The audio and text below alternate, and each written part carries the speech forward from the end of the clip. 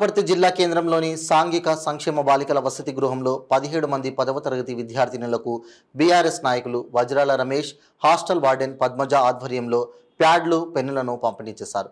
వజ్రాల రమేష్ మాట్లాడుతూ విద్యార్థినులు 10వ తరగతి మొదటి స్థానంలో ఉత్తీర్ణత సాధించాలని అన్నారు.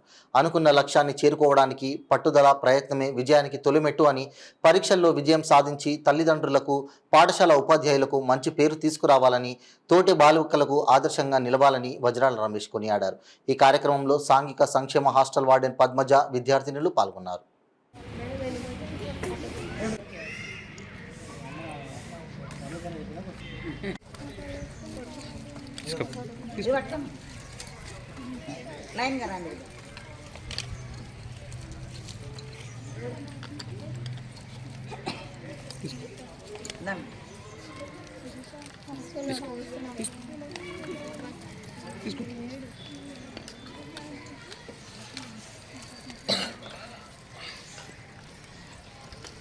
ఓకే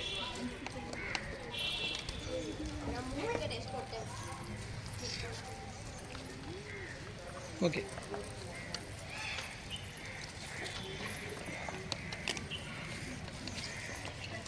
ఇప్పుడు 10th క్లాస్ ఎగ్జామ్ ఉంది కాబట్టి ఈ ప్యాడ్లు ఎందుకు ఇవ్వడం జరిగిందంటే, చాలా బీద పరిస్థితి అమ్మాయిలు ఉంటారు ఇక్కడ హాస్టల్లో, ఎవరు సరిగ్గా వసతి లేదు కాబట్టి, మీకు తల్లిదండ్రులు ఊర్లలో ఉంటారు కాబట్టి నా తోచిన సాయం కాడికి అమ్మాయిలకు ప్రతిసారి ఇవ్వాలని చెప్పి అనుకున్నా. పోయిన సంవత్సరం ఒక ఇచ్చిన కాబట్టి ఈ సంవత్సరం ఒక ఇద్దామన్నట్టు ముందరికి అయ్యి మీకు అందరికీ ఇస్తున్నా. మీరు అందరు 10th క్లాస్ ఎగ్జామ్ మంచిగా చదివి విజయం సాధించి మీ అమ్మ నాయనకు ఇంట్లో అందరికీ పేరు తీసుకురావాలని చెప్పి నేను ఆశిస్తున్నా. నేను ఒక దేవుని ప్రార్థిస్తున్నా. నేను మీ అందరూ మీ అమ్మ నాయనకు అందరు రేపు వచ్చేవాళ్ళు మీ అమ్మ వాళ్ళు ఎవరైనా ఉంటే వాళ్ళ కాలు మొక్కి ఎగ్జామ్ సెంటర్కి పోయి వెనక్కి ముందర ఆడకుండా లోపల exam centre correct room number చూసుకొని లోపల ఆ రూమ్ నెంబర్ చూసుకొని రూమ్లో వచ్చిన కాడికి రాయండి. అది రాయకుండా తోచిన కాడికి రాసి మీకు మీ అమ్మ నాయనకు పాస్ అయ్యి మీ అమ్మ నాయన పేరు తీసుకొస్తారా అని చెప్పి నేను అందరికీ ఉదయపూర్వ నమస్కారాలు తెలుసు.